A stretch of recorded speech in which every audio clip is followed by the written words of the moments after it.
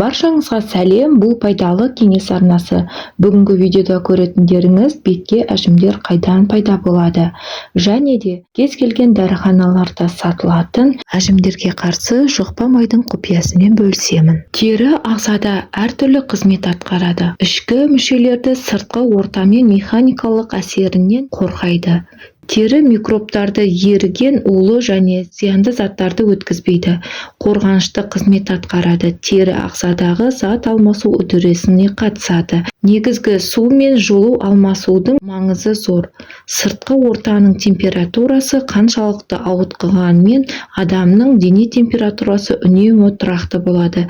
Дене температураның үнемі тұрақты деңгейде болуын қамтамасыз ететін физиологиялық үдерістер жылу реттелу дейді. Тері арқылы сумен бірге түрлі тұздар, сүт қышқылы, азоттық алмасу өндірістері сыртқа шығарылады. Тері қан айналым үдерісіне, қан сақталу қоймасының да қызметін атқарады. Бұл видеодан үнемі терісі құрғап жүретін ханымдарға арналады. Видеоны соңына дейін қарап, маған тіркеліп, подписация кнопкасын басып кетуіңіз және лайк батырмасын басуды да ұмытпаңыз.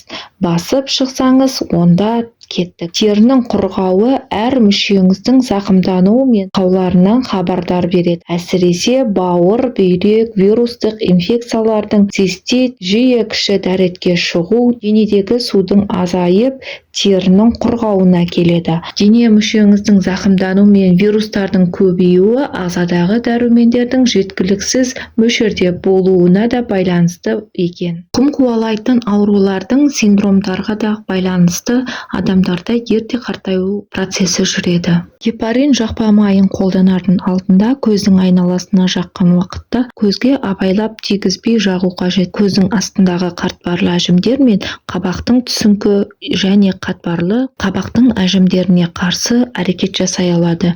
Яғни біздің көптеген ауруларымызға байланысты қан тамырлардың дұрыс жүрмеуіне және қанның қоюлуына байланысты әжімдер ерте түсіп бастайды. Сондықтан бұл қан тамырларды босаңсытып, қан тамырлардың дұрыс жүруіне жағдай жасап, әжіміңізді тегістейді. Гепарин майының көмегімен қатпарлы әжімдер мен көздің астындағы көгерулерге тез жоюға болады.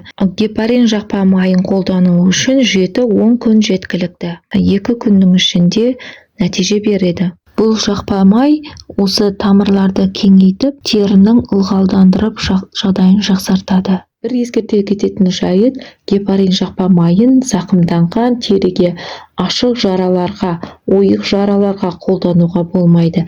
Әсіресе іріңді жараларға мүлдем болмайды. Қолданып көріңіздер, керемет нәтиже беретініне сенімдімін. Терілеріңіздің әжімдері жазылып, қатпарлары тегістеледі. Бұл видео сіздерге пайдалы болды деген сенімдемін. Басқа таныстарыңызбен бөлісіп, менің каналыма тіркеліп, лайк басуды ұмытпаңыздар.